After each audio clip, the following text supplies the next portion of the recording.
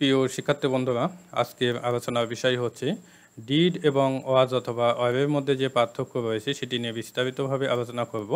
I hope এই video দেখার পর থেকে আপনাদের সম্পূর্ণ কনসেপ্ট ক্লিয়ার হয়ে যাবে এবং এই ভিডিও থেকে আপনারা অনেক কিছুই শিখতে পারবেন। প্রথমেই দেখেন ডু এর ফার্স্ট ফর্ম হচ্ছে ডিড এবং এম ইজ অথবা আর এর ফার্স্ট ফর্ম হচ্ছে ওয়াজ অথবা ওয়ার। ডু এম ইজ আর এগুলো হচ্ছে প্রেজেন্ট টেন্সে ব্যবহৃত হয়, কিন্তু ওয়াজ অথবা ওয়ার পাস্ট টেন্সে ব্যবহৃত হয়। ডিড এবং ওয়াজ অথবা ওয়ার মেন ভার্ব হিসেবে কাজ করবে। ডিডের অর্থ হয় করেছিল এবং ওয়াজ অথবা ওয়ার এর অর্থ হয় ছিল। উল্লেখ্য যে ডিড ও ওয়াজ অথবা ওয়ার যখন মেন ভার্ব হিসেবে ব্যবহৃত হয় তখন বাক্যটি পাস্ট ইনডিফিনিট টেন্স হয়। তো দেখেন প্রিয় শিক্ষার্থী বন্ধুরা, উদাহরণের মাধ্যমে আপনাদেরকে বুঝিয়ে দেব। Did as main verb, I did my homework, আমি আমার বাড়ির কাজ করেছিলাম। হি ডিড কল মি, সে আমাকে কল করেছিল। আই ডিড মাই ওয়ার্ক, আমি আমার কাজ করেছিলাম। এই যে তিনটি বাক্য এখানে দেওয়া হয়েছে, এই তিনটি বাক্যে ডিড মেন ভার্ব হিসাবে কাজ করেছে।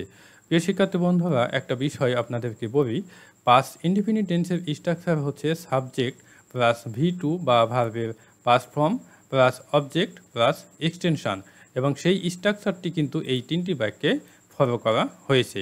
এই জন্য বাক্য তিনটি হচ্ছে পাস্ট ইনডিফিনিট টেন্স এবং ডিড এখানে মেন ভার্ব হিসাবে কাজ করেছে। এখন দেখেন ওয়াজ অথবা ওয়ার অ্যাজ মেন ভার্ব। ওয়াজ অথবা ওয়ারের পরে যদি ভার্বের প্রেজেন্ট ফর্মের সাথে আইএনজি যুক্ত না থাকে তবে বাক্যটি কিন্তু পাস্ট ইনডিফিনিট টেন্স হয়ে যায় এবং ওয়াজ অথবা ওয়ার মেন ভার্ব হিসাবে কাজ করে। তো দেখেন এখানে উদাহরণের মাধ্যমে আপনাদেরকে বুঝিয়ে দিচ্ছি। আই ওয়াজ ইল ইয়েস্টারডে, আমি গতকাল অসুস্থ ছিলাম। তো দেখেন ওয়াজের পরে কিন্তু অ্যাডজেক্টিভ বসানো হয়েছে, অর্থাৎ মেন ভার্বের প্রেজেন্ট ফর্মের সাথে আইএনজি যুক্ত কোনো ভার্ব বসানো হয় নাই। ওকে, এই জন্যই ওয়াজ এখানে মেন ভার্ব হিসাবে কাজ করছে। অনুরূপভাবে দেখেন হি ওয়াজ a teacher, he was a teacher, সে একজন শিক্ষক ছিল। তো এইখানে দেখেন এই যে ওয়াজ আছে, এই ওয়াজের পরে কিন্তু নাউন বসানো হয়েছে, আ টিচার। ওকে, আ টিচার এটা হচ্ছে নাউন, এই জন্য ওয়াজ এখানে মেন ভার্ব হিসাবে কাজ করেছে। একটি বিষয় প্রিয় শিক্ষার্থী বন্ধুরা, ওয়াজ অথবা ওয়ারের পরে যখন ভার্বের পাস্ট পার্টিসিপল ফর্ম বসানো হয় তখন বাক্যটি কিন্তু পাস্ট ইনডিফিনিট টেন্সের প্যাসিভ ভয়েস হয়ে যায়। এই বিষয়টা অবশ্যই আপনারা মাথায় রাখবেন। অনেকেই এই কথাটি বলেন যে ওয়াজ অথবা ওয়ারের পরে যখন ভার্ব থাকে তখন বাক্যটি পাস্ট কন্টিনিউয়াস টেন্স হয়, কিন্তু সেটি ভুল কথা। ওয়াজ অথবা ওয়ারের পরে যখন ভার্বের প্রেজেন্ট ফর্মের সাথে আইএনজি যুক্ত থাকে তখনই পাস্ট কন্টিনিউয়াস টেন্স হবে, শুধু ভার্ব না। ওকে, কারণ ভার্বের পাস্ট পার্টিসিপল ফর্ম যদি থাকে তখন বাক্যটি পাস্ট ইনডিফিনিট টেন্সের প্যাসিভ ভয়েস হয়ে যায়। বিষয়টি অবশ্যই মাথায় রাখবেন। এখন দেখেন দে ওয়ার ডেঞ্জারাস, তারা বিপজ্জনক ছিল। তো দেখেন এই যে ওয়ার আছে, ওয়ারের পরে কিন্তু অ্যাডজেক্টিভ বসানো হয়েছে, এই জন্য ওয়ার এখানে মেন ভার্ব হিসাবে কাজ করছে এবং বাক্যটি হয়ে গেছে past indefinite tense. There was a pen on the table, টেবিলের উপরে একটি কলম ছিল। There were many people in the conference, সভায় অনেক লোক ছিল। ইট ওয়াজ গোল্ড, এটা সোনা ছিল। তো প্রিয় শিক্ষার্থী বন্ধুরা, সাবজেক্ট যখন নিজেই ছিল, সাবজেক্ট যখন নিজেই ছিল অথবা কোনো স্থানে কোনো কিছু ছিল, এরকম যখন বোঝানো হয় তখন ওয়াজ অথবা ওয়ার বসে, এবং সাবজেক্টিভ যখন কোনো কিছু থাকে বা কোনো কিছু ছিল, ওকে, সাবজেক্টিভ যখন কোনো কিছু ছিল বোঝানো হয় তখন কিন্তু হ্যাড বসে। এটি আমি বিস্তারিতভাবে আলোচনা করেছি, আপনারা আমার প্লেলিস্টটিকে দেখে নেবেন প্রিয় শিক্ষার্থী বন্ধুরা। ওয়াজ অথবা ওয়ার এবং হ্যাডের মধ্যে যে পার্থক্য সেটি দেখে নেবেন। ওকে, এখন দেখেন কোনো কাজ অতীতে হয়েছিল বা ঘটেছিল কিনা বোঝাতে ডিড ইন্টারভিউগেটিভ নেগেটিভ ও ইন্টারভিউগেটিভ নেগেটিভ বাক্যে অক্সিলারি ভার্ব হিসাবে ব্যবহৃত হয়, কিন্তু কোনো কাজ অতীতে চলছিল ঘটছিল কিনা বোঝাতে ওয়াজ অথবা অ্যাফার্মেটিভ ইন্টারভিউগেটিভ নেগেটিভ ও ইন্টারভিউগেটিভ নেগেটিভ বাক্যে অক্সিলারি ভার্ব হিসাবে ব্যবহৃত হয়ে থাকে। উল্লেখ্য যে ডিড এবং ওয়াজ অথবা ওয়ার যখন অক্সিলারি ভার্ব হিসাবে ব্যবহৃত হয় তখন ডিড যুক্ত বাক্যটি পাস্ট ইনডিফিনিট টেন্স হয় এবং ওয়াজ অথবা ওয়ার যুক্ত বাক্যটি পাস্ট কন্টিনিউয়াস টেন্স হয়ে থাকে। তো দেখেন এখানে উদাহরণ দেখেন, Tamim sing a song, Tamim একটি গান গিয়েছিল। তো এই বাক্যটি হচ্ছে অ্যাফার্মেটিভ বাক্য বা অ্যাফার্মেটিভ সেন্টেন্স, এই জন্যই কিন্তু এখানে ডিড বসানো হয় নাই। অর্থাৎ পাস্ট ইনডিফিনিট টেন্সের যে নিয়ম, বাক্যটি যদি প্রশ্নবোধক অথবা নাবোধক অথবা প্রশ্নবোধক নাবোধক হয় তবে ডিড সাহায্যকারী ভার্ব আসে, নইলে কিন্তু আসে না। অর্থাৎ পাস্ট ইনডিফিনিট টেন্সে কোনো সাহায্যকারী ভার্ব নাই। ওকে, অর্থাৎ বাক্যটি প্রশ্নবোধক নাবোধক অথবা প্রশ্নবোধক নাবোধক হলেই সাহায্যকারী ভার্ব হিসাবে ডিড নিয়ে আসতে হয়। এটাই হচ্ছে মেন কথা। এখন দেখেন, did Tamim sing a song, Tamim কি একটি গান গেয়েছিল।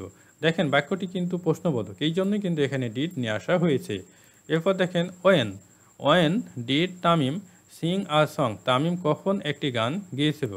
এ বাক্যটিও হচ্ছে ইন্টারোগেটিভ বাক্য বা প্রশ্নবোধক বাক্য, এই জন্যই কিন্তু এখানে ডিড সাহায্যকারী ভার্ব নিয়ে আসা হয়েছে এবং ভার্বের কিন্তু প্রেজেন্ট ফর্ম হয়েছে, তাই না। এই যে দেখেন মেন ভার্ব, মেন ভার্বের কিন্তু প্রেজেন্ট ফর্ম হয়ে যায়, বিষয়টা অবশ্যই মাথায় রাখবেন। অনেকে করে কি ডিডও বসায়, আবার মেন ভার্বের পাস্ট ফর্মও কিন্তু করে দেয়। ওকে, অর্থাৎ ডিড যখন বলবে তখন কিন্তু মেন ভার্বের প্রেজেন্ট ফর্ম হয়ে যাবে। ওকে, এই বিষয়টা অনেক সেন্সিটিভ।